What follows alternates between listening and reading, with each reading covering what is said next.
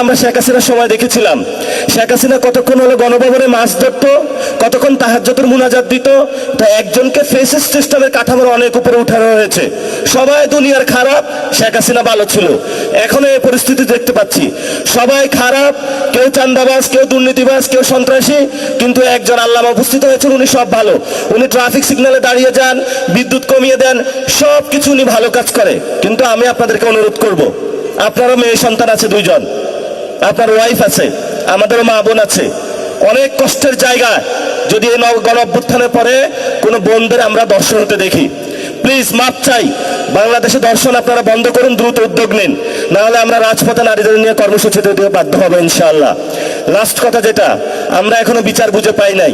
এই যে যারা শহীদ ফ্যামিলি আছেন, আহত ভাইরা আছেন, তাদেরকে শেখ হাসিনা খুন করেছিল, আবার আওয়ামী লীগের অফিসগুলো খুলে দেওয়া হচ্ছে। এসব ফাইজলামি আপনারা বাংলাদেশে করবেন না।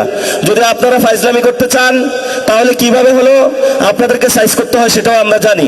এখন আমরা আমাদেরকে বেয়াদব বলেন বা যা কিছু তা বলেন, কিন্তু আমরা অধিকারের প্রশ্নে সংস্কার, বিচার এবং বাংলাদেশের আইন শৃঙ্খলা, বাংলাদেশের মানুষের নিরাপত্তা অধিকারের ক্ষেত্রে এক বিন্দু ছাড় দিব না। এটা আমাদের স্ট্রেট ফরওয়ার্ড কথা।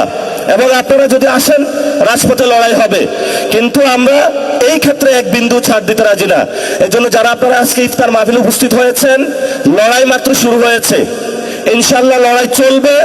তবে আমরা তাদেরকে একটু সুযোগ দিচ্ছি। এই সুযোগ মানে এটা না যে তাদেরকে আমরা একদম কার্ড দিয়ে দিয়েছি, যা ইচ্ছা বাংলাদেশে বসে করবে আর আমরা এখানে নাই, এমন না।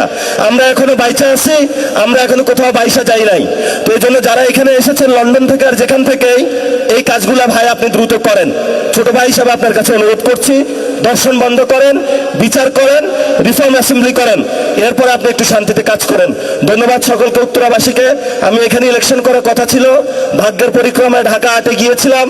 ঢাকা 18-তে চান্দাবাজি সন্ত্রাসী নাই এটা আমি বলি না, এখানেও আছে।